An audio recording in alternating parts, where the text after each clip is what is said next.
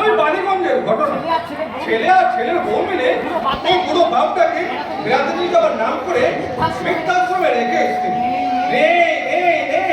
আজকের যুব সমাজের মধ্যে ক্ষমতার লেশ মাত্রটুকু নেই।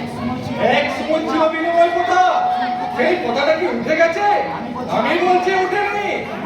বাবা মাদের সাথে সন্তানদের সেই কথা এখনো চলছে। বাবা মারা সন্তানদের জন্ম দিচ্ছে স্নেহ, ক্ষমতা, আদর, আর বিনিময় সেই সন্তানরা বাবাদেরকে দিচ্ছে জ্বালা, দুঃখ, কষ্ট। কি পাচ্ছিস না? আর ডিউটি করতে ভালো লাগছে না। কেন ভালো লাগছে? পুলিশের চাকরিতে যা মাইনে পায়, আজকের দিনে চলা মুশকিল বাবা। এই জন্যই তো একমাত্র ঘুষ নিতাম। কিন্তু 2016 সালে বিধানসভার পর মাননীয় মুখ্যমন্ত্রী শ্রীমতী মমতা বন্দ্যোপাধ্যায় ঘুষ খাওয়া বন্ধ করে দিয়েছে। তাই আমরাও ঘুষ নেওয়া বন্ধ করে দিয়েছি। কিন্তু কাজের তো তোমার ডিউটি করতে ভালো লাগছে না। ঠিক তাই, কারণ সকাল 9টায় থানাতে ঢুকতে হচ্ছে, বেরোতে বেরোতে রাত্রি 10টা, কোনো দিন রাত্রি 12টা বেজে যাচ্ছে। এক্সট্রা 2 পয়সা ইনকাম ছাড়া এত চাপ সহ্য করা যায় না বাবা। তুই কোনো চিন্তা করিস না। তোদের মতো ঘুষ করে বসাতে হয়ে আমি প্রতিবাদ করবো। তুমি প্রতিবাদ করবো? হ্যাঁ, আমি প্রতিবাদ করবো। আমি নবান্নে গিয়ে মাননীয় মুখ্যমন্ত্রীকে বলবো, আপনি যেমন কড়া হাতে ডান্ডা মেরে এদের মতো ঘুষ করে অফিসারদের ঘুষ নেওয়া বন্ধ করেছেন, ঠিক তেমনি আপনি চালিয়ে যান।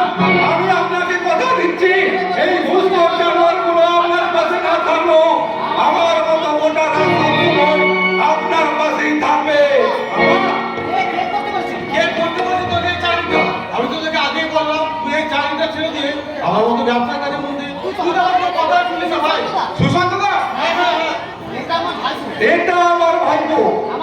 আমার ছেলেটা কত বড় জানোয়ার সেটা নিশ্চয়ই আপনারা বুঝে গেছেন। এবার দেখবেন এটা কত বড় কুলাঙ্গার। এই সাত সকালে আমার কাছে কি মনে করে? বাবা ভাই নেবে, তোমার কাছে কিছু অভিযোগ আছে? দাদা বললে বাবা অভিযোগ? আমি ব্যবসা করে যেটুকু টাকা ইনকাম করি, সংসার চা দেখে তার পুরোটাই শেষ হয়ে যাচ্ছে। ওদের উপর বিস্ফোরা, ওই সারা ঘুরে বাচ্চা চিন্তা করো। সারা আবার একজন না, সারা আমার ঘরে বসে দুপুরে গিয়েছে। ও তোর ছোট ভাই, ছোট ভাই, ওকে আমি ছোট ভাই বলে মানি না আর মানবো না। তুমি বাবাকে বুঝে বলা কিছু একটা কাজ করতে। কি বলছিস? আরে বাবা শোনো, বাবা তো অনেক কিছু আছে। বাবা মা দুজনেই সবচেয়ে তো আছে। প্রতি বছর কাজ করে কিছু টাকা আমাকে দিতে করে। সেটা কইলাম, কিন্তু এই বছর দেশে দেরিবা কি কাজ করবে? আর আমার কত কাজ করে আছে। এই যেমন ধর বাবা বাড়ির মধ্যে বসে না থাকে, ওই স্টেশনের সামনে গিয়ে তো জুতো পালিশ করতেই পারে। দাদাকে তো জুতো পালিশ করবি? আর মা এই 5 বাড়িতে বাসন কুটুম যে চাকরি কাজ, মানকে তো চাকরি কাজ করবি? হ্যাঁ, চাইছি। বাহ বাহ, মাননীয় বঙ্গ সরকার বাবা চমৎকার।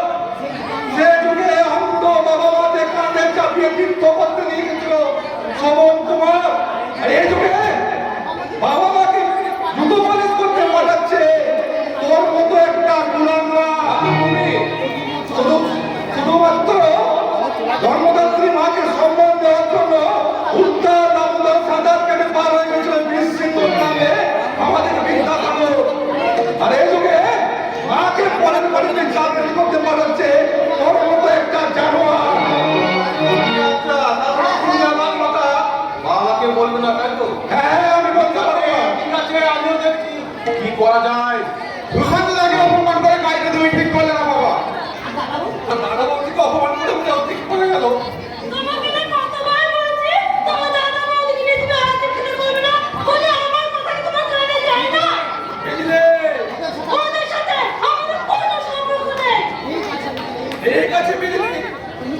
তুমি ঠিক বলেছো। এই দিকে সব সম্পর্কগুলো কোথায় যেন হারিয়ে যাচ্ছে। পোশাক হয়ে গেল ছোট, তাই লজ্জাটাও হারিয়ে গেল। রুটি হয়ে গেল পিজ্জা, তাই সত্যিটাও হারিয়ে গেল। আর ফুল হয়ে গেল প্লাস্টিক, তাই গন্ধটাও হারিয়ে গেল। এই যে ঠোঁটে লাগলো লিপস্টিক, ঢাকা সিঁদুর আলতা, কোথায় হারিয়ে গেল? মানুষগুলো হলো টাকার গুলো, তাই মনুষ্যত্বটাও হারিয়ে গেল। হয়ে গেল পাসওয়ার্ড, তাই আজকের এই যুব সমাজে জায়গাটাও হারিয়ে গেল, পরিবারটা হয়ে গেল। থেকে হেঁটে আসে, তাই সম্পর্কগুলো কোথাও যেন হারিয়ে গেল। প্রতিটা ফ্যামিলিতে খেলা শুরু হয়ে গেছে বাবা, আর জিতের খেলা। খেলাটা তোর মাই শুরু করবে খোকা, নতুন করে আবার কি শুরু করতে বলছিস? বড় বৌদির সাথে একটা মিথ্যা বদনাম দিয়ে বেশ করেছি, বেশ করেছি, মিথ্যা বদনাম দিয়েছি। মিথ্যা বদনাম না দিলে এই সংসারটাকে আমি আলাদা করতে পারতাম না। তোমার বাবা সমস্ত সম্পত্তি তোমার দাদা একাই ভোগ করবে, তাই তার সম্পত্তি থেকে তোমার ভাগটা আমি বুঝিয়ে দিই। তো ঠিক কথাই বলেছে বাবা, জেঠুর উচিত ছিল তোমার ভাগ তোমাকে দিয়ে দেওয়া। আরে বাবা, আছে থাকার মধ্যে আছে তো শুধু ওই বছর বাড়িটুকু আর নদীর পাড়ে 2 বিঘা জমি। এখন দেখছি ওটাও তোমাদের ওপর নজর পড়েছে। তুমি যাই বলো, সুযোগ আসো, তারপর তোমার ভাগ আমি তোমাকে ঠিক বুঝিয়ে দেবো। আমিও চলি বাবা, আমার আবার থানায় ঢুকতে লেট হয়ে যাবে। চলি বাবা। এ যুগে কেন যে মানুষগুলো এত স্বার্থপর হয়ে যাচ্ছে আমি কিছুতেই বুঝতে পারছি না। বিদেশি শিক্ষায় শিক্ষিত স্বদেশী মানুষগুলো মুদ্রাস্ফীতির মূল্য বৃদ্ধি এমন আকাশ ছিল, ফুটবল আর কাবাডি খেলা খেলে না কিশোরগুলো, তাই তো আদর হাতে এখন মনের মতো এলো। মানুষগুলো অমানুষ, তবু সম্ভব জিন্দিগিতে নেই। সন্তানকে মানুষ করতে বাবা ফেলে গেল তার গা, সেই সন্তান বড় হয়ে সে গাই সাথের দাম। খোকা, যে মা তোকে জন্ম দিল, দুধ খাওয়ালো, সেই মায়ের ভাত জোটে না। ছেলের খাবার আসে হোটেল থেকে, পৃথিবীটার ফাটল ধরেছে, চোখের জলটা চোখে করে, তাই তো খবরের কাগজে খেলবে বাবা মা কাছে বৃদ্ধাশ্রমে।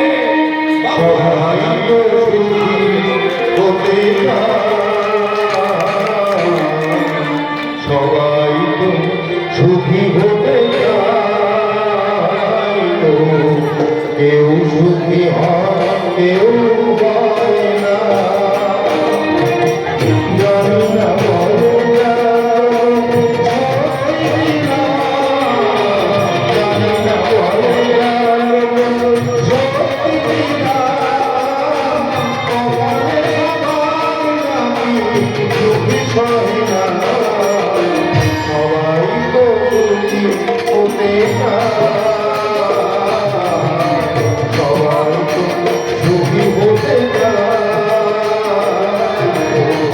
কেউ সুখী হয় কেউ হয় না।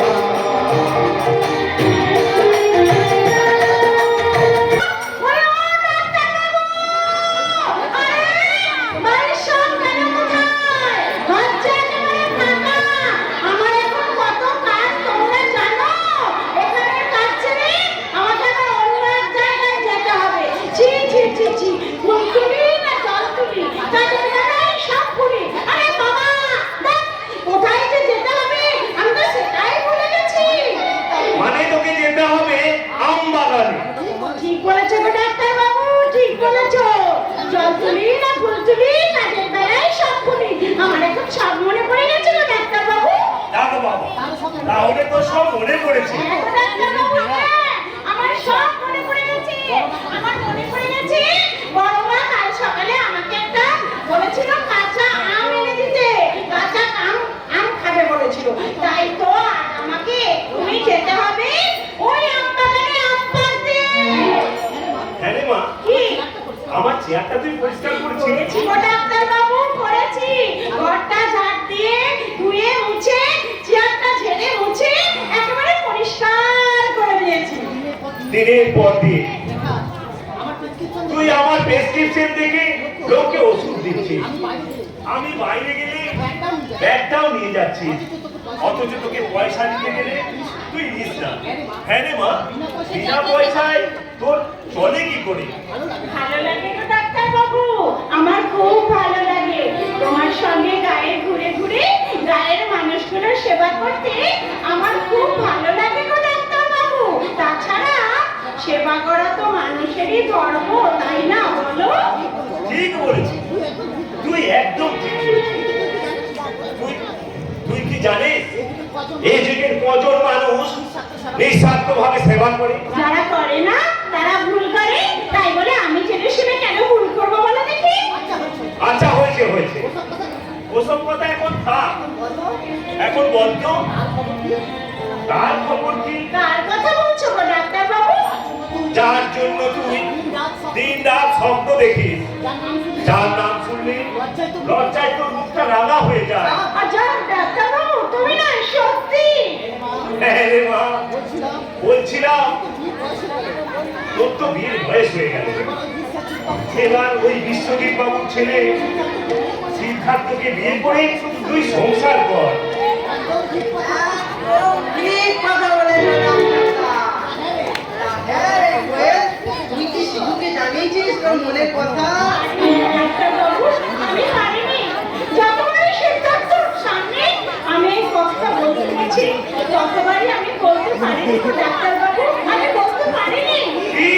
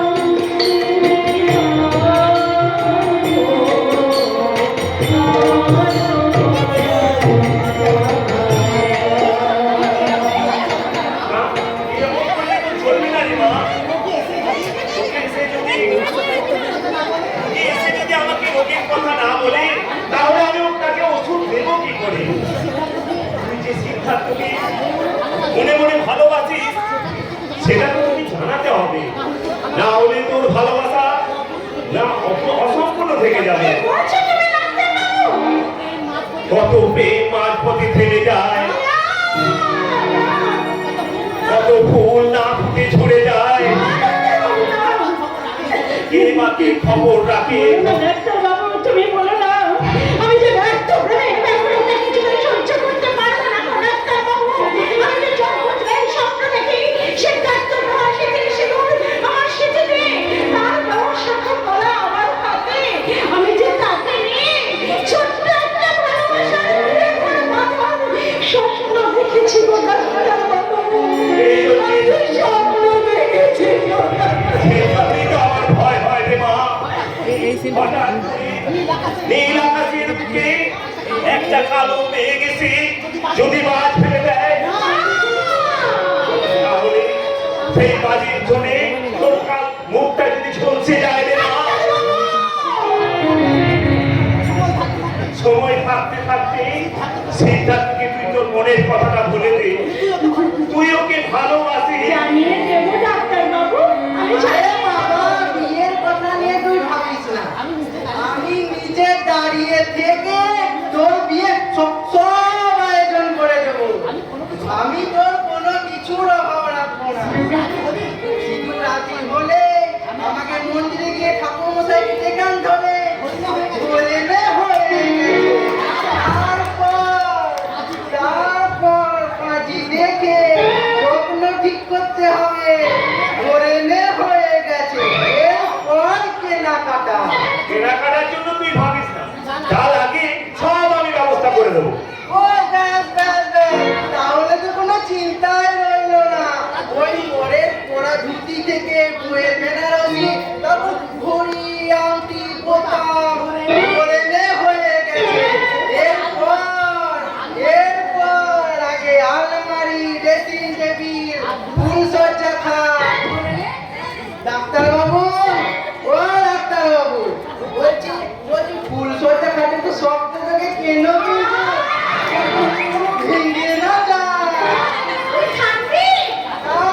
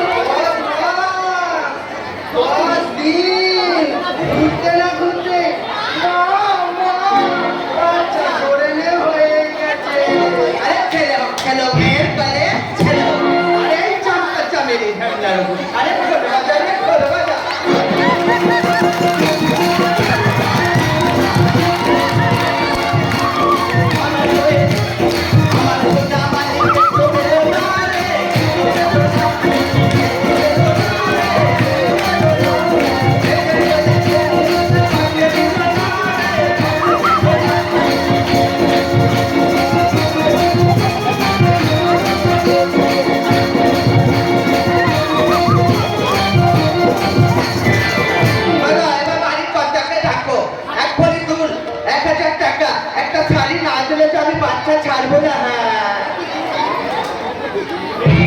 তুই এখানে কেন রে দাদা, কেন রে? তোর ঘরে আমি আসতে পারি না? কেন শুনি? তোর মুখ দেখতে ইচ্ছে করে না তাই? তোর মতো শয়তান যেখানে যাবে সেখানে বাতাসের সাথে বিষ মিশে যাবে, বিষ। সেটা তুই একদম ঠিক কথা বলেছিস রে দাদা। ছাড় পোকা রে, ছাড় পোকা। ওই বড় লোক ঘরেই যায় আর গরিবের ঘরেই যায়, বংশ বিস্তার করবে। আর বেশি বাড়াবাড়ি করলে তোকে পচা ডুবাই ডুবিয়ে বাচ্চা নাচিয়ে দেবো। দেখি কেমন আছিস রে কোয়েল? আমার কাছে আয়, আমার কাছে আয়। এই, তুই আমাকে দেখে তো ভয় পাস কেন বাজবো? তোর যা আছে আমারও তাই আছে। তফাৎ শুধু একটাই, তুই করলে বাচ্চা দিতে পারবি, আমাকে এই বাচ্চা লাচাতে হবে রে, লাচাতে হবে। চলি আমাকে আমার আম্মা জানি কি আটকাতে হবে তো? ওই তোর কিছুতেই আমার সাথে কথা বলি না। কেন রে শুনি? এমন সুন্দর করে কতর বানিয়েছিস, শুধু শুধু গায়ে পড়ে আছিস। তোকে কতবার বললাম আমার সাথে শহরে চ, শহরে চ। তবু বাবু ধরিয়ে দিতাম, তোরও দুটো রোজগার হতো আর আমার দুটো চাল আমি হতো। আমার মুখে ওই কথাটা আর একবার শুনলে লাথি দে। আরে এই আমি ভেঙে দেবো। আরে এই চাপ্পা চামেলি, আরে ঢোল বাজা রে, ঢোল বাজা। আমি বন্ধু ছুটে এলেই এক ছড়ালেই চন্দ্রবিন্দু চাঁদ চাঁদ আমার নামে এক বসে যাবে। চন্দ্রবিন্দু চাঁদ ঢোল বাজা রে, ঢোল বাজা। সে তুমি যত খুশি ধর্মনা মহারানী আমাকে নিয়ে বাঁচাতে শোনা। আমার মা লক্ষ্মীর রূপটাই তুমি দেখেছো, চলে চলে তোমাকে আমি মা কালীর রূপটাই দেখিয়ে দেবো। চলো বাচ্চা বাবু, তুমি না চন্দ্রী কাজে ফেলাই সব করি। ওই চলে চলে একটা বাবু চলি।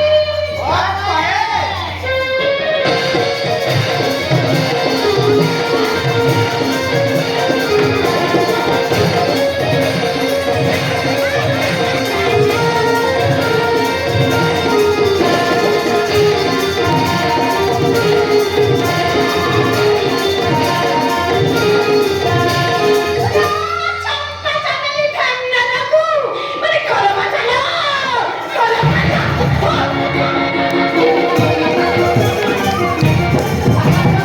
টাকা তো ওই কথা বলে জানতাম, এখন তো দেখছি কোয়েল পাখিও কথা বলছে। আমিও চলি। দাঁড়া কথাটা দাঁড়া, যে কথাটা বলবো বলে এখানে এলাম গো, সেটাই তো বলা হলো না গো।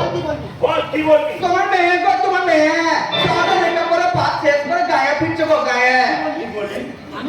পামেলা শহরে লেখাপড়া শেষ করে গ্রামে আসছে।